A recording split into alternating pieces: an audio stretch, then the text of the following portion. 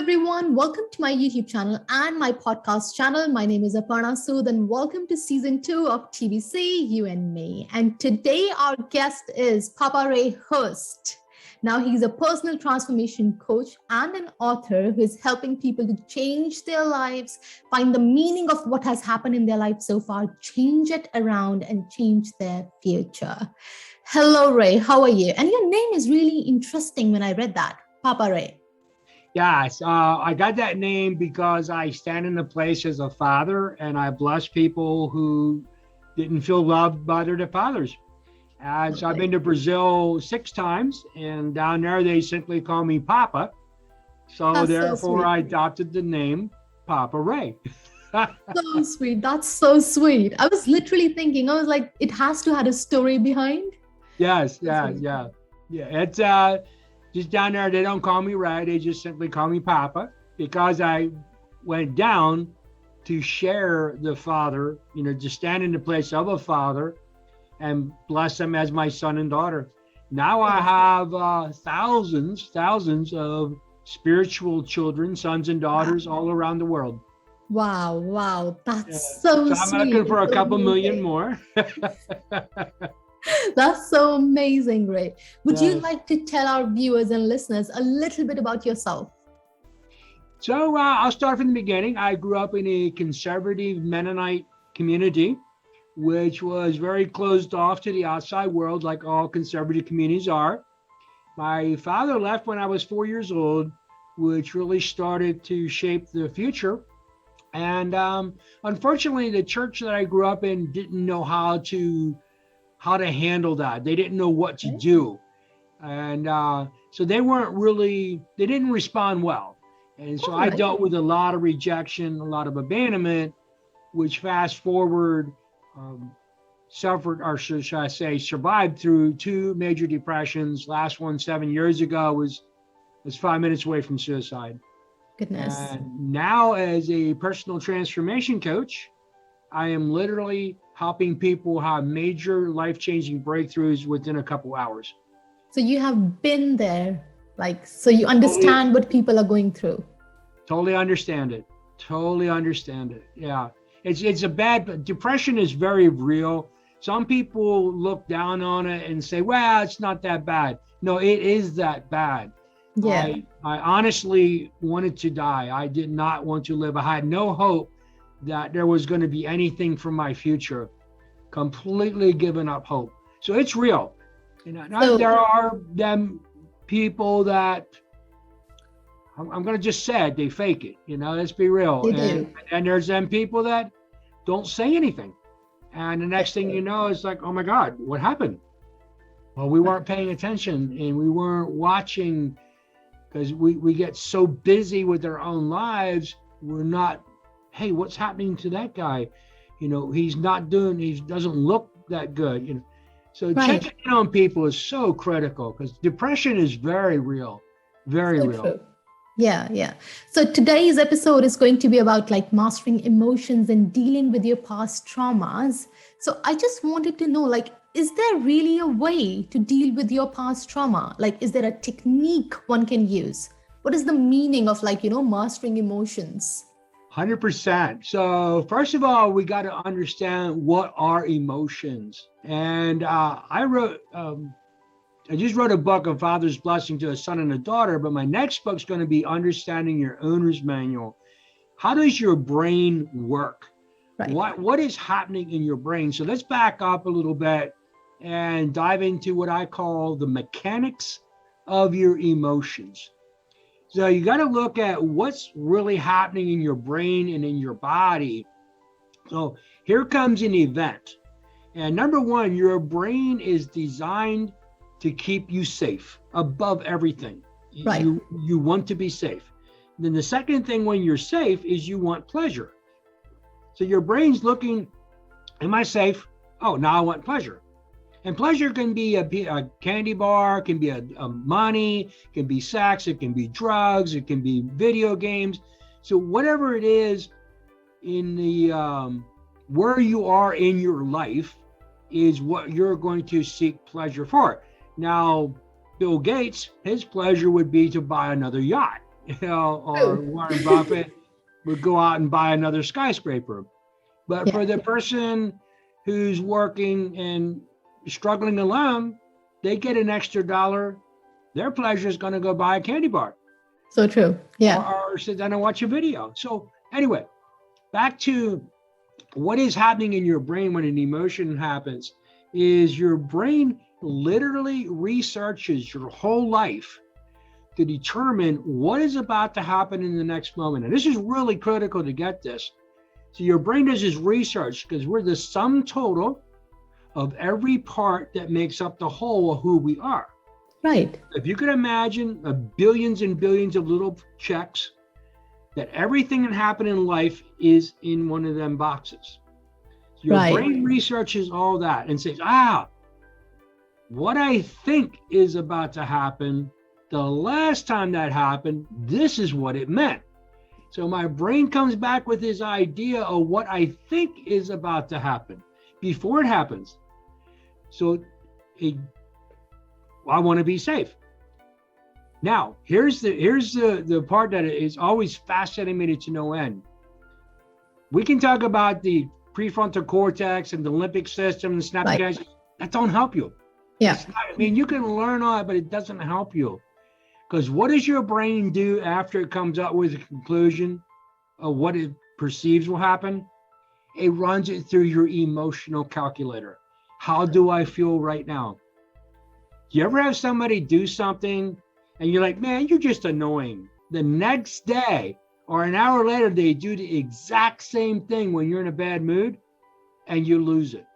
So true. Yes, that happens. What happened? The same person did the exact same thing in the exact same way. And one time you're saying you're just annoying, and the next time you lose control. Yeah. It's 100% your emotions. How do you feel? So, and you react from how you're in a good mood or a bad mood. So basically what you're trying to say is like we are programmed in a way that we look back in our head how we behave to a particular emotion and we just reprogram it all the time in the same way. So we look back at a particular event. Right. So every event that happened in our life is stored in our brain. So true, yeah. And our brain does that, our subconscious does that research at the speed of light. Right. Comes back with what do we think's about to happen, and then it checks in when we have a conclusion of what we think. How do I feel? Am I in a good mood? If I'm in a good mood, I'm like, yeah, it's okay. If I'm in a bad mood, no, I'm not okay. Now, here's the next part. When I'm in a bad mood, cortisol and adrenaline are the neurochemicals my body releases. Adrenaline makes my heart race faster, my pupils dilate, my saliva drop, my organs shut down, so I can fight or flight. Right. The stress response. Yeah. Cortisol is also, now here's the bad guy.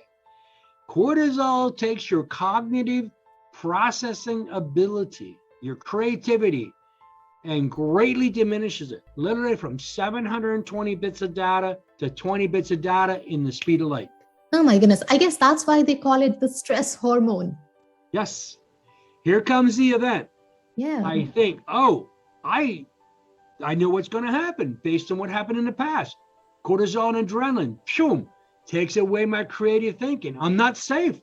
I am going to respond to be safe. Yeah. How do I be safe? Number one, I'm going to run away from you. Or number two, I'm going to fight you. Right. So number two, I'm going to fight you. Now, if I'm going to fight you, that can be with my words. That can be with my hands. That can be with an object. That can be you're driving down the road and somebody's trying to pass you. And you're like, oh, no, you don't. Right. You ever drive down the road and these people are just kind of like trying to cut in front of you and you're like, yeah, cut, whatever. You know, he's in a hurry. Right. Later that day, the exact same thing happens. Like, oh, no, you don't. And you take off and don't How let dare you? How dare you? Why? Why did we change? Why in the morning where we're like, oh, whatever, they're in a hurry, let them go. In the evening coming home, no, you don't. Or anytime we're like, oh, well, you're not getting in front of me. What happened? 100% it's our emotions. Right. So now my brain takes everything in as truth. Right. Everything that goes into my brain. Now, this is critical because from conception to 10 years old is what we call the core of your life. Right. Right. Where is your brain? So when from in the core, your brain is in hyper neuroplasticity, simply meaning is taking in tons of information. So true. And it's just saying, that's what it means. That's what that means. That's what that means. Because our brains are not functioned enough, are not developed enough to say, nah, come on, Ray. You know, your dad's just having a bad day. He's just really, his boss chewed him out. You know, he didn't mean that. No. A 3-year-old doesn't get that. A 5-year-old doesn't. A 10-year-old doesn't get that. Right. It's like, oh my gosh, dad just freaked out on me. I'm not a good person because dad just chewed me out for something simple. Oh my goodness, when I do this, I'm good for nothing. I'm a nobody. So here's the problem. Here we go speeding through life, 20, 30, 40, 50, 60 years old, all our life. We never went back and changed that meaning. That's the $1 million answer right there. So basically what I'm understanding now is, in a very simple term, that all of us, from our backgrounds, the incidents that we had in the past, we have associated some particular kind of emotions to them. And when they repeat, same emotions kick in again and again, and we behave in a particular way because those emotions kick particular hormones that makes us aggressive or sad or happy, stuff like that. So let me correct that. We have a set of beliefs. Okay. Our beliefs trigger our emotions. Right. Yes. So our beliefs, here's what we got to do is we have to go back and change the meaning I gave to that belief the first time. Oh, that's brilliant. All the way back. Every fruit has a root. Every fruit has a root. So I call it the weed whacker approach. We got a weed coming up in my yard. It's like, get the weed whacker, shoom, cut it off. My yard looks beautiful. Next week, that weed is there. Take the weed whacker, cut it off. Oh, the yard looks amazing. Next week, boom. What happened? We never got to the roots. Right. So here's the problem. Go ahead. Is it possible for a normal person to actually find their roots? Because mostly what people say is, it's emotions. They're not in my control. They happen. We are 100% in control of our emotions. Unfortunately, modern psychology is trying to tell people it's not you're not in control. You are in control. Because here's the thing. If a little person comes up to you and punches you in the gut and you react in a certain way. But if a really tall, big, huge person punches you in the gut, you're not going to react the same way. Why? You are going to walk away. Why? Because you made a choice. True. You chose. Now, if you cannot control your emotions, that means you would react to both people exactly the same way. That's so interesting. So you can actually do it, but you choose when to do it. Yes, 100%. Now the $1 million question is, why do I choose to be angry? Why do I allow myself to become angry? I allow it because of my programming. Right. Everything that comes out of my mouth is in part of my programming. Nothing can come out of my mouth that I don't truly, truly believe and think. Because so where did that come from? It's way, way back. Every fruit has a root, is because I am not constantly preparing myself for inevitably what's going to go wrong. Right. So as I continue to work and self-reflect. Now, I love meditation, breath work, sound bath. All that stuff is very, very good. What does it do? It calms you down in the moment, but it doesn't sustain you long term. So true. The only thing that's going to change you or transform you is you have to do the hard work, go back and change the meaning. Perfect example. My father left my home when I was 4 years old. Okay. And my church and my relatives and nobody really knew how to respond appropriately. So I grew up feeling a lot of rejection and abandonment, suffered through 2 major depressions, almost lost my life. Now, what I had to do is I could continue to go for 54 years. I blamed other people for what they didn't do. Right. I had to change the meaning of my father leaving. I had to change it to, my father was broken and empty. He couldn't give me what he didn't have. It wasn't my fault. Boom. Literally, massive breakthrough.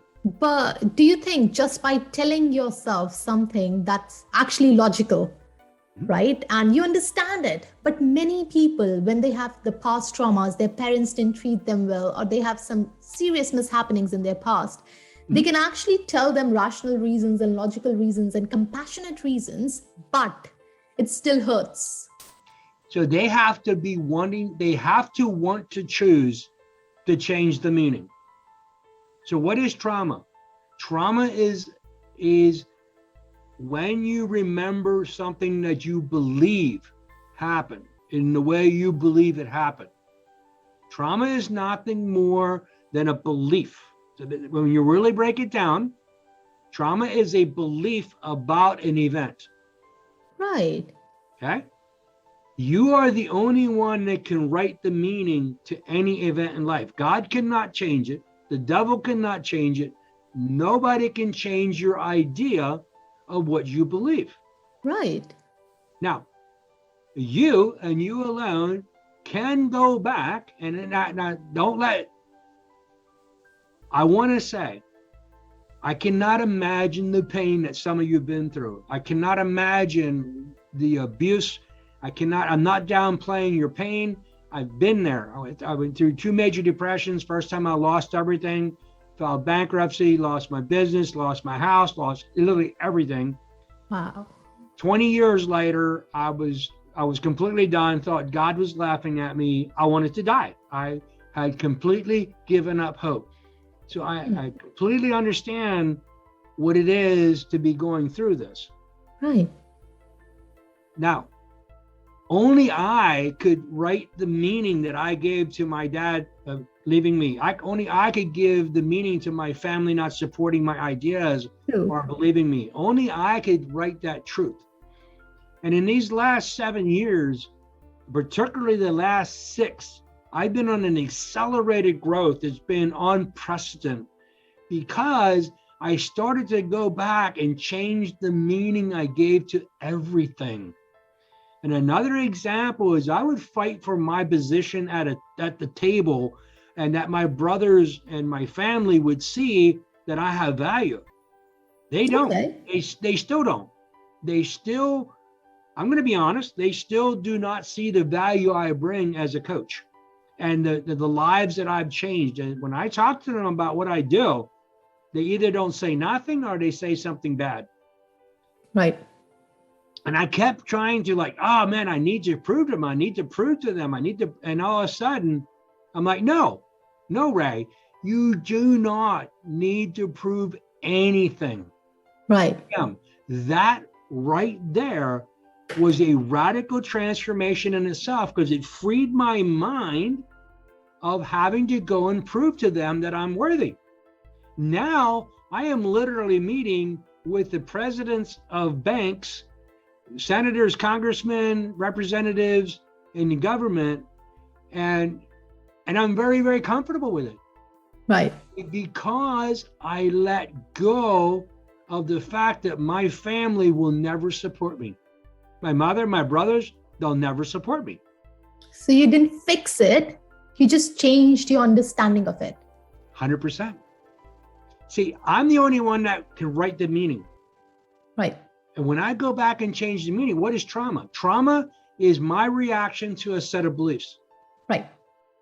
So when I believe it in this way, it's traumatizing and it puts me sideways. But what if I believe it in this way? I had it believed it this way, and all of a sudden I changed it to this way. Guess what? My family, even though they're very, very successful financially and in relation, they're doing a lot of great things, they are broken and empty. They cannot give me what they do not have. True. Something in their belief systems is not allowing them to give me this. So you can imagine that we have a bucket, and everybody's bucket has a hole in the bottom. Some people's hole in the bucket is much bigger than others. So true. So now my family, my brother, one brother is extremely successful. By the world standard is like unbelievable. But when it comes to me and supporting me, in that section of his bucket, there's a big hole. It's really difficult for him to comprehend and support me in what I'm doing. He knows what I'm saying. He's not able to get past his preconceived ideas of who I am. Right. So now, what do? Instead of me trying to force him to see me in the right way, I need to change how I see him. Right. I love him. I will cry at his funeral, but I won't go on vacation with him. So here, you actually suppressed your expectations from him. Changed them, not suppressed them. Changed them. Was Don't it easy suppress. to change though? So if I suppress it, it has to come back out. It'll jump up. It will have, when you push it down, it wants to come out. Right. It's like a Change spring. the meaning. Yes. Okay. When you suppress something, one day at the wrong time, it's going to come out again. True. Don't suppress anything. Change it. So what do you need inside you to bring that change? Like maybe, are you strong enough? Is everyone strong enough to bring that change?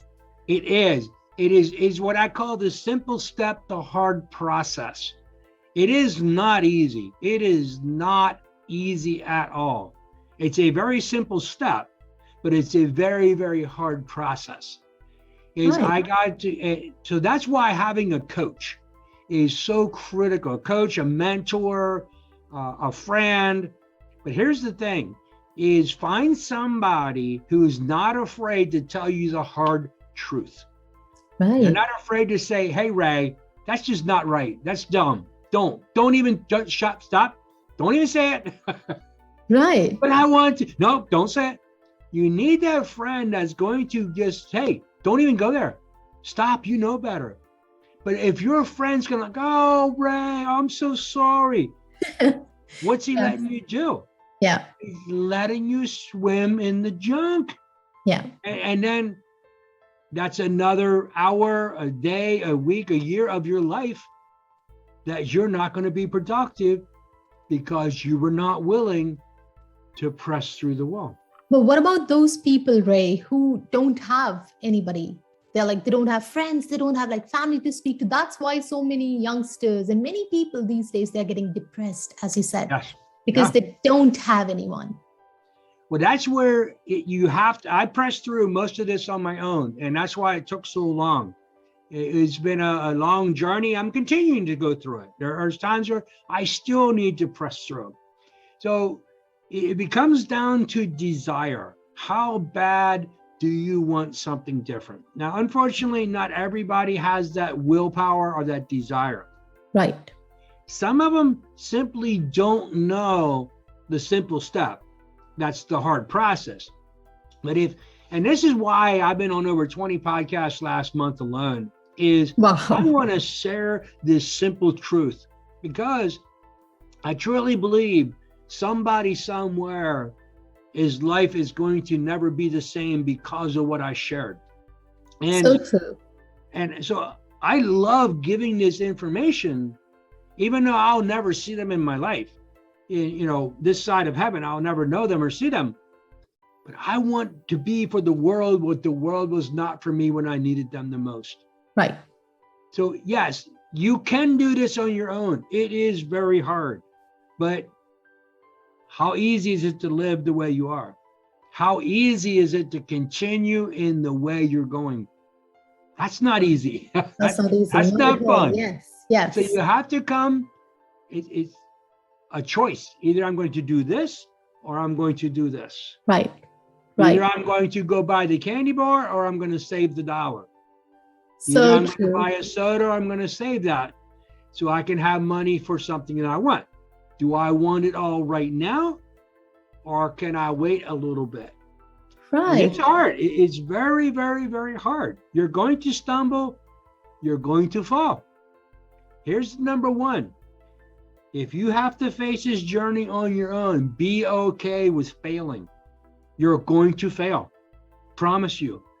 Be okay when you fall. It's like, oh, well, that didn't work. Get up. Don't stay laying on the ground. Get up 1,000 times. Right. And if you fall 5,000 times, get up. Right. You're going to fail. So go into this knowing you're going to fail. But that doesn't mean you can't get up and keep going. When you say this, Ray, that it's a very simple step to change, right? But the process is really hard. What is that process? Can we define it? Or is it just like, you have to see it eventually day by day? So you can imagine that if you have a splinter in your arm. Yeah. And when you go to pull that splinter out, it hurts. And you're like, yeah.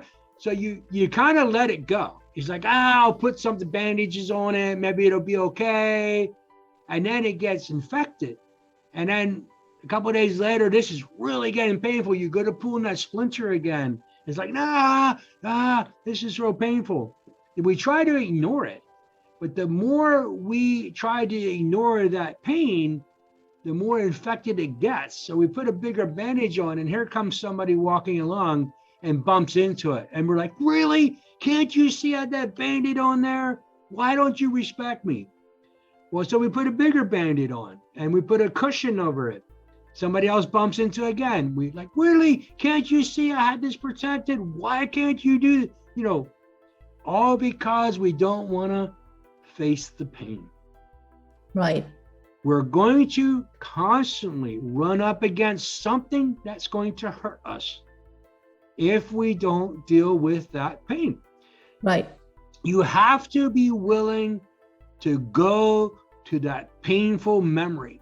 Remember, you wrote the meaning, and I get it. It's hard. It is very hard. I'm not minimizing anybody's trauma. I'm not minimizing what happened to you. All I'm saying is you and you alone have the ability to change the meaning you gave to that. So if your father was abusive, mentally, verbally, or anybody was mentally, verbally abusive, sexually abusive, that's hard. And I'm so sorry that happened. I'm very sorry that happened. The only way you're going to move forward is change the meaning. Who are you because of that? You're not broken. You're not violated. Stop saying that. If you keep saying I'm forsaken, I'm abandoned, I'm rejected, that's what your brain's going to project into your future. True. You have to change your language. And the way you change your language is you got to go all the way back to the original event. Change the meaning. Right. My father left when I was 4 years old. My father was broken and empty. He couldn't give me what he didn't have. There was a big hole in his bucket. He couldn't give it to me. Right. Now, if somebody hurts you physically or any other way, they were broken and empty. They couldn't give it to you. They were taking something because they didn't have it. It wasn't your fault. So you gotta, I'm just gonna say it, you can't be a victim. You cannot be a victim, yes. As long as you want to blame or shame, you'll never be free. Oh, that's wonderful, actually. As long as there is blame or shame, you cannot be free of your past. Nope. As long as you want to blame somebody or shame somebody, you'll forever be a victim. Do you think that when you change it, when you're actually mastering your emotions, having a hold of it, when you know what's happening, when you're steering it, is that step one towards healing your past and your trauma? The step one to healing your past and trauma is realizing you're not a victim. Change the meaning. Right. It's a continual process. It's a process. You got to keep working in it. You got to keep working it. Here's the key. Right. If you want somebody to come and fix it, you're a victim. That's it. You're never going anywhere. Wow. Because that's what happens all the time when we talk to people and they're having some pain. They're like, I wish there was somebody who can fix it. Only you. Only you. Nobody's coming to fix it. Nobody. That's brilliant, because everyone, Ray, I'm sure you must have met so many people who are literally waiting that someday God will send someone who will fix it. Yep. I'm a devout Christian, but I 100% believe God himself cannot change my mind. Right. So because true. if he could, he would have done it already. Right. If God could stop me from thinking bad thoughts, he would have never let me think a bad thought in my life. So true. Because the Bible I read says he wants to give me exceedingly and abundantly more than I can imagine. And I got a creative imagination. Right. Now, I cannot imagine that he wanted me to go through that. Now, he is going to use that for good. Yes. He will use the mess I made in a good way, but he couldn't stop me because I have free will. You have free will, yes. And here's the other thing I have to say. Nobody can make you angry. I know, right? That's also a very major statement, because we are always like, he makes me so angry. Yes, yeah. So angry. I know, and we say it all the time at work, We at do. universities. This girl makes me so angry. Yeah. And it's like, she doesn't. So if I could make a person angry when they're happy, that would mean I can make them happy when they're angry. Right. Let me say that again. If I can make somebody angry when they're happy, that means I should be able to make them happy when they're angry. Does that happen? The fact is, I cannot make you choose your emotions. You Right. alone choose. Why do we choose to be angry, upset, or depressed? Is because of how we see ourselves. Right. 100%. How do I see me? What do I think about my future? Okay, because 100%. many people blame it on others, isn't it? That I'm angry, upset, or depressed because so and so. Yep. Interesting. So I'm married. as you said- I'm 60 years old. I'm married 36 years. And if I am waiting for my wife to make me happy, I'll never be happy. You're giving a very bad statement here, Ray. She'll listen to the program. No. Because it's not up to my wife. My wife cannot make me happy. She cannot? She can't. Again, you're giving a very, very bad statement, Ray. She can't. I have to choose to be happy. So you have to choose what you feel. If I'm waiting for my wife or anybody in the world to make me happy, I will never be happy because they cannot do that. It's up to you. I have to choose to respond to the event that's happening because I am in control of my mind. My wife, my children, nobody's in control of my mind. Nobody. Why do you think it's so prevalent in everybody out there that they think it's not me? I have to have somebody to make me happy. Otherwise, how can I be happy? Yeah. Because they don't want to take personal responsibility. Exactly. That's brilliant. You look at Gary Vaynerchuk, you look at Tony Robbins, you look at Bill Gates, you look at any of the major people that are major breakthroughs and that are really going places. I mean, the people that are really rock solid, it's all about personal responsibility. Right. And as you look at people, I know some people, that have very little, but they take personal responsibility and they're completely happy because it's a choice. A friend of mine in Brazil that I've been coaching for a while, they were both my friends, and he up and left her. It took her maybe 3 months to for her to get back on her feet. Unbelievable how she chose so quickly to be okay with her situation. Not blaming, not shaming, not condemning. She prays for him every day. She's very compassionate. The way the divorce went, she would never have to give him anything. And he asked, 2 years later, the wife that he went and married divorced him. So now he comes back to her, his first wife, and asks for half of the house. She would not have to give it to him. Under the law, she would not. And she goes, that's not who I am. It is half of his. Right. So it's going to take her years to pay it off. Right. But because of her compassion and her taking personal responsibility for her thoughts, she went and signed a contract that she'll pay him so much a month until it's paid off, his half. Wow. So when we talk about she took the personal responsibility, we need to take personal responsibility whenever we are dealing with something or any situation in life. Yes. But we need to be mastering our emotions for that. Again, back to the same thing. Do you think there can be any steps for it? Start at the bottom. That's how you're going to proceed. Yes. Here's the key. You have 40 thoughts a minute. That's 70,000 thoughts a day. Dr. Joe Dispenza said you have about 50% the thoughts you're working through today are the same as yesterday. Past, yeah. So here's the key. And this is hard. This is not fun. You have to stop and say to yourself, Ray, what am I thinking? What am I thinking? Why am I thinking that?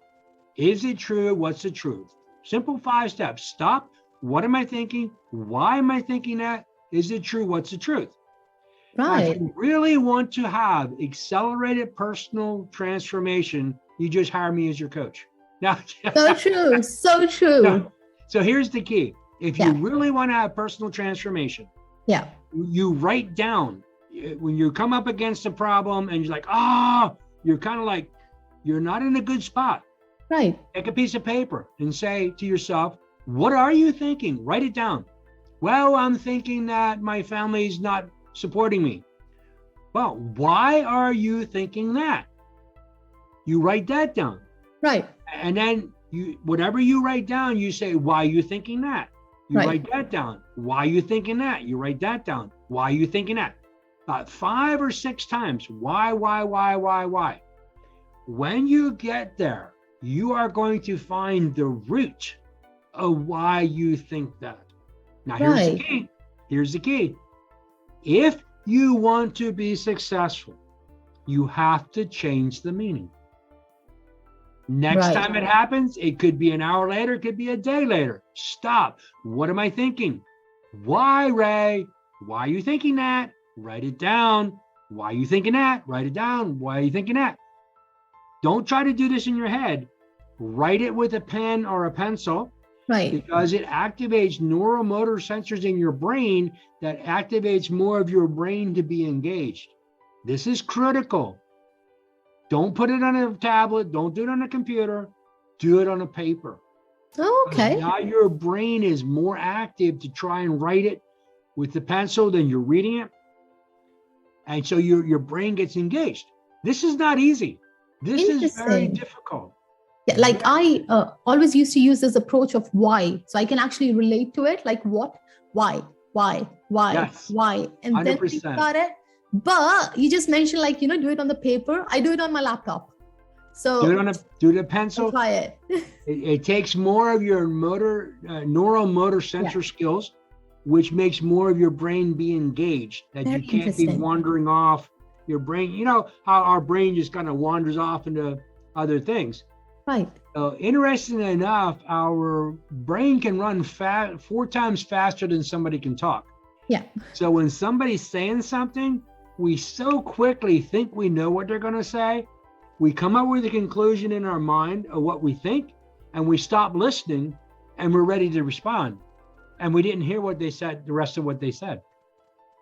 Right. That's amazing. That's actually really, really good. You put it down in a very simple way to understand.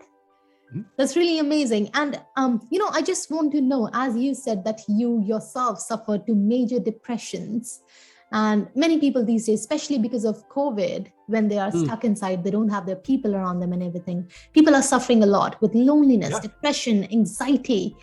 Yeah. How did you realize that you can overcome it? And how did you took your first step out of it?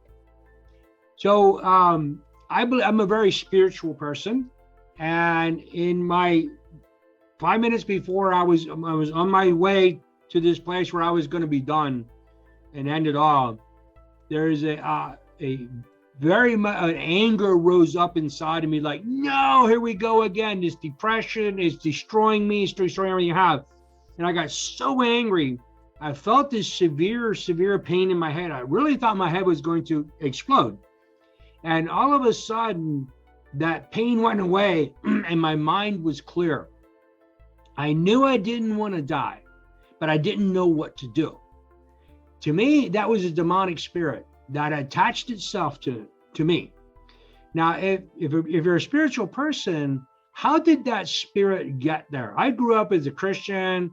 I was a Christian all my life. I worshiped God. I was seeing amazing miracles. I cast out spirits of darkness, and all that happened. But how did that darkness become so prevalent in my mind?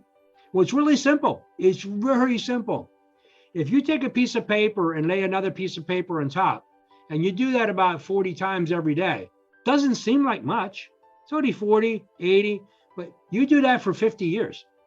Every day you stack 40 pieces of paper on top of each other. Every day for 40, 50 years. Right. Guess what? You have this huge mountain of paper that you can't see past. Right. Because that's your thoughts. You If you do not take your thoughts captive, if you do not bring them into submission, every thought becomes an idea. If you do not get that hold of that idea, it becomes a belief. If you don't change that belief, it becomes an action. That action becomes a lifestyle. That lifestyle creates a thought, that creates an idea, that creates a belief to an action, and it just is a vicious cycle. Right. So 40, 50 years of stacking thoughts. I'm rejected, I'm abandoned, I'm rejected, I'm abandoned, I'm rejected, I'm abandoned. I had this massive wall that I couldn't see past. Every person of authority is going to reject me. True. That's what was written on every piece of paper. Yeah. And so that's all I could see. Now, when that anger rose up inside of me, that spirit of darkness had to leave. Now it was my choice to actively pursue to understand what happened, because the Holy Spirit spoke very, very clearly to me and said, Ray, nobody's coming to fix it. Right. Now I'm like, okay, now I have to make a choice. Do I really demand somebody has to come and fix it? Or do I go and do it myself?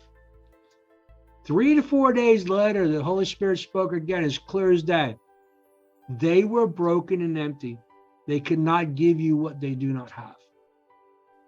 Now, every time I meet with a client, I give them a white coffee cup. Mm-hmm. And I have them write every person's name on that cup that hurt them. Wow. We put it in a paper bag. We go outside and throw it down on the sidewalk. Of course, it's going to break. I have them come back in, and I take the broken pieces, and I say each person's name and say that person was broken and empty. They could not give me what they did not have. My father was broken and empty. He could not give me what he did not have. My brother is broken and empty. He cannot give me what he does not have. Wow. It's a very, I guess, strong thing to say to yourself. And I guess if you can do it, so you can actually have a control of your emotions and master them. If you have the guts to say that, I guess, because many people can't. They just can't. Have to. You have to change the meaning, because an emotion is simply your reaction to a belief. An emotion is your reaction to a belief. Yeah. Only you can give that belief a meaning. Right. Change the meaning, change your life. It's that simple and it's that hard. Yeah. It's simple. You have simple. so many quote statements, Ray, so many quote statements. I'm just like, oh my God. It's again, So here's the thing, Yeah. is everybody everywhere can find somebody that can come onto the same page. Go find that person. If you can't afford to hire a coach at $20 or $30 or $100 or $200 or $300 an hour, I mean, coaches are all over the board of what they charge an hour. Right. It's not if you can afford that. It is, are you willing to get a no to find a yes? Right. How many people are you willing to say no until you find somebody that says yes? If it's the numbers, if I don't care what you're doing, you are going to find somebody who will agree with you. Good, bad, or indifferent. Good, bad, or indifferent. Okay. You will always find somebody that will follow you. Even if you're totally wrong. Oh yeah. Look at Hitler. Look at Jim Jones. Yes. So true. Jim Jones. He took all them people and went down into South America, and he had them all drink cyanide, and they all died. Yeah. So there's all these cults. You know, you look at all these cults around the world. Sooner or later, they're going to find somebody to follow them. And that's why the saying is, speak your truth and your tribe will find you. Right. When you speak out, Right. the people who agree with you will flock around you. So here's the thing, is when we're coming into personal transformation and personal development and personal growth, go out and ask people, are you willing to grow? Are you willing to be accountable? Do you want to change your life for the better? No whining, no crying, no complaining. Are you willing to hold me accountable? And can I hold you accountable? If you can't hire a coach, keep looking. Hey, will you hold me accountable if I hold you accountable? No, well, I don't really think so. Oh, thank you. Love you. Have a good day. I'm busy. I got to go. Right. So we're not telling you to stay away from people that are negative. Totally. Yeah. You know, if they're negative, love them, but keep looking. But do you think everyone has that mental capacity? They do if they want to. They have the mental, it's the emotional. Right. I want you to pity me. I want you to take care of me. Oh, I want you to send me money. I don't want to work. Well, that's an emotion. Right. Mentally, they have the ability. Yeah. But I just want you to pity me. Oh, but I had such a hard life. My life is so difficult. Right. Can't you just send me some money? No, Right. I'm not sending you money. Right. So I got these people, and I would love to go to India and Nigeria and Sudan, and they're always telling me, "Oh no, brother, you come and help us." I'm like, "Yeah, I'll help you, but if each person has to give $1 to come to this teaching." Yeah. Oh no, they don't. I'm like, "Hey, wait a minute. If you can't get them to give $1 for an all-day teaching, there is no way they're going to do what I tell them." So true. Because they're sitting there expecting a handout. And we ruined so many nations by giving them handouts without having them do anything for it. So true. Yes. We are destroying them. Yeah. Generation after generation after generation is not responsible to do anything other than show up with their hands out. It's like making them crippled. We are. Yeah. We're crippling these people. They don't have to do nothing ever. Yeah. So there's a disaster. So we go and feed them. We house them. Good. Now, 6 months, they're stable. Make them do something. Something. Yes. Something. Anything. It doesn't have to be monetarily. It has. You contribute physically. You come in. Like here, we have this thing called Habitat for Humanity, where these people come together and build houses. For you to qualify to get one of those houses, you have to help build houses. Right. So you can become eligible to get one of those houses. Wow. You have to contribute to building the house that you want. Plus, you have to contribute to building other houses to get on the list. You need to make an investment in some way. Yes, 100%. Right. Everybody can make a investment of something. Right. Of something. If Yes. you're not willing to invest in others, why are others going to invest in you? Now, Again, there's a going quote. to... That's a quote.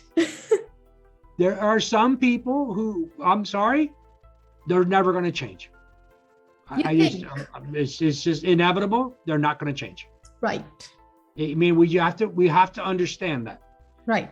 There's going to be a certain element of people that are always going to be the way they're going to be. And that's unfortunate. That's sad, but it's the truth. We have to keep going out and looking. Some will, some won't. So what? Who's next? Your sales. When you're going out to do anything, you're selling something.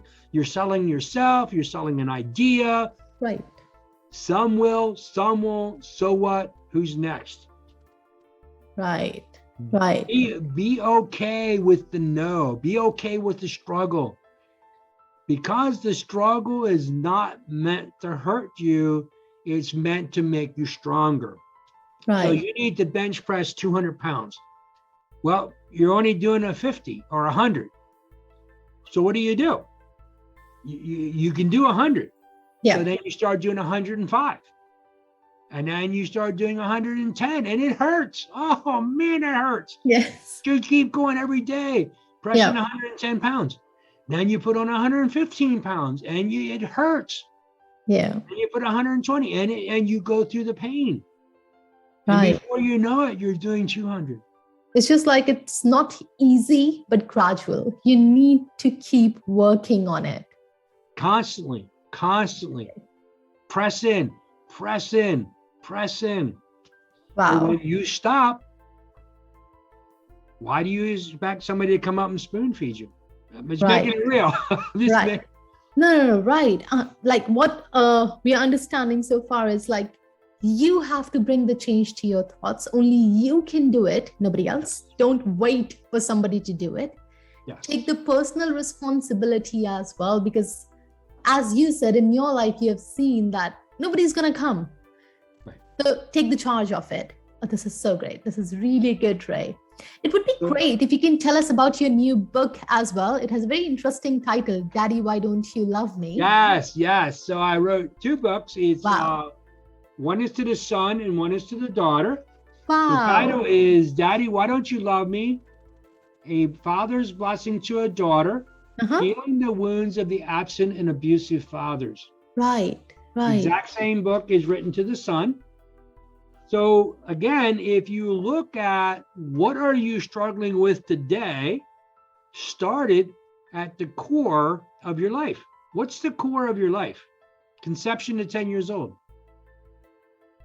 What is the deepest wound that you could get in your life? Or should I say the earliest? From your parents, mom and your dad. yes, right. Yeah, from your parents. Yeah. Now, show me a perfect father on earth.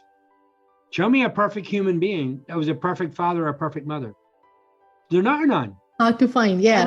Never was, never will be. Yeah. So here's what happens. As a child, our brain is in hyperneuroplasticity, is just taking in all this information. And it's just like, whoa, like drinking out of a fire hose. There's no way that a child's mind can perceive, oh, dad just had a hard day. He didn't really mean to say what he did. He didn't really mean to do that. Our child's like, oh, dad doesn't love me because of what he did.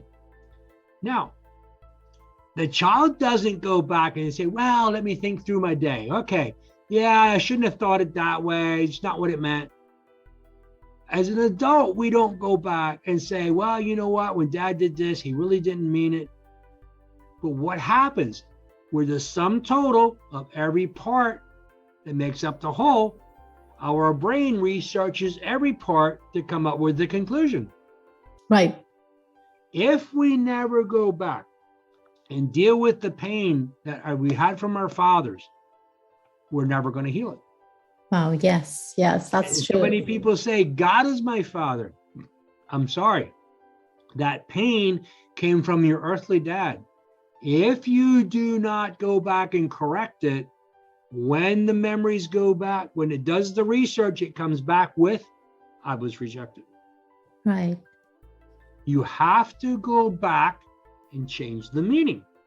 Right.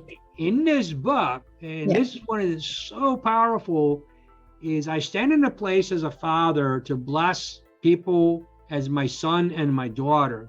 Yeah. I've done this literally for thousands of people all over the world, particularly in Brazil is where I've done most of my work.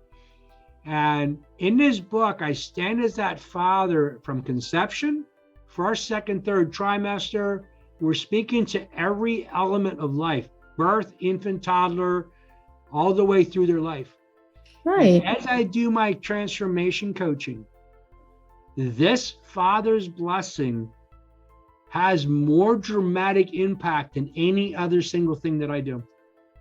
Wow. Because I am speaking directly to the lie. Right. I'm speaking truth. Life and death is in the tongue. So true. Yes. Yes. So I speak that truth. It breaks that lie that they believed. I'm speaking as a father. I am speaking that truth, breaking that lie. And inevitably, they will say to me, oh my gosh, I feel lighter. Right. Right. Beautiful. Because this burden's just been lifted off of them. So it's very powerful. So this book is particularly going to, like, when I think about the contribution the book will make to us as a society, it will actually liberate you and, like, free you from all the traumas and, like, the broken things inside you. It will help you deal with how you sing your dad, not everything else. Right. So this is one step in the right direction. Right. It's a big step in the right direction. Right. This is not a cure-all for everything. Right. But it'll give you the truth about how your father treated you if you did not have a good father, or if he was absent or he was abusive.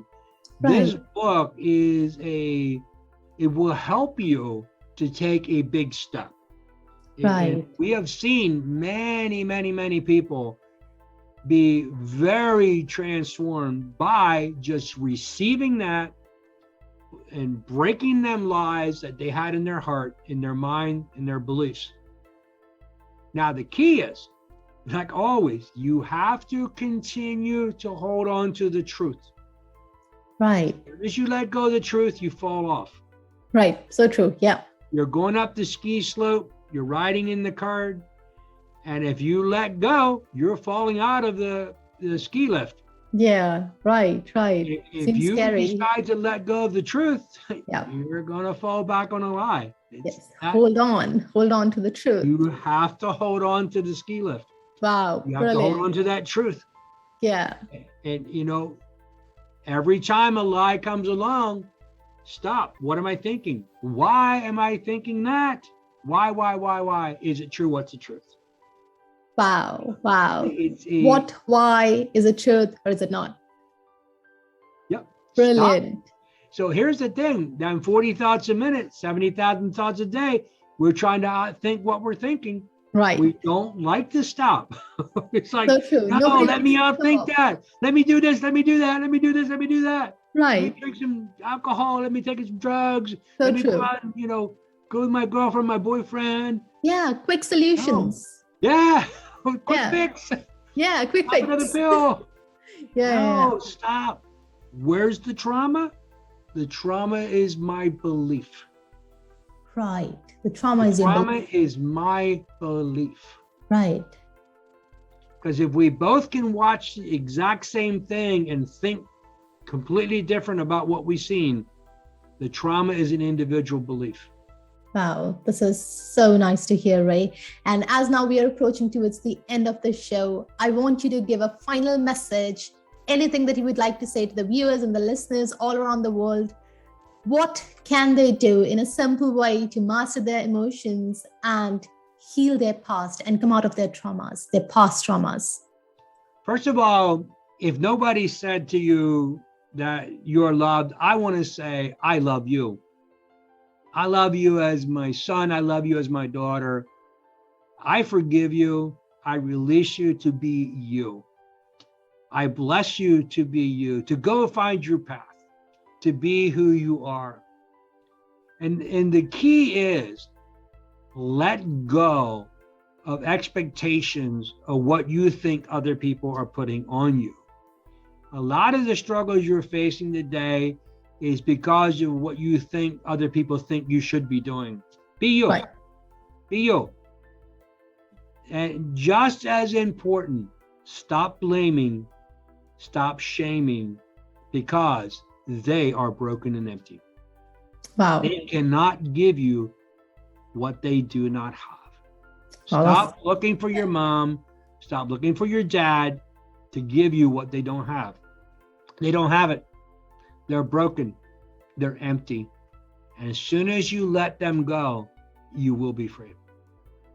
Wow, this is amazing, Ray. And I'm sure that all of us, all the listeners out there as well, they would have learned something amazing today after this show. And definitely they should read your book if they have actually suffered in their childhood with their fathers, if they had some issues with their fathers, and if they're finding it hard to forgive him, because we always place our fathers on that high pedestal that we can never forgive them if they did something wrong. Right? Wow. Lovely. Yeah. Thank you so much, Ray. And thank you everyone for listening. And we'll be coming back again next week with another show. I hope you loved it. See you soon. Thank you. Bye.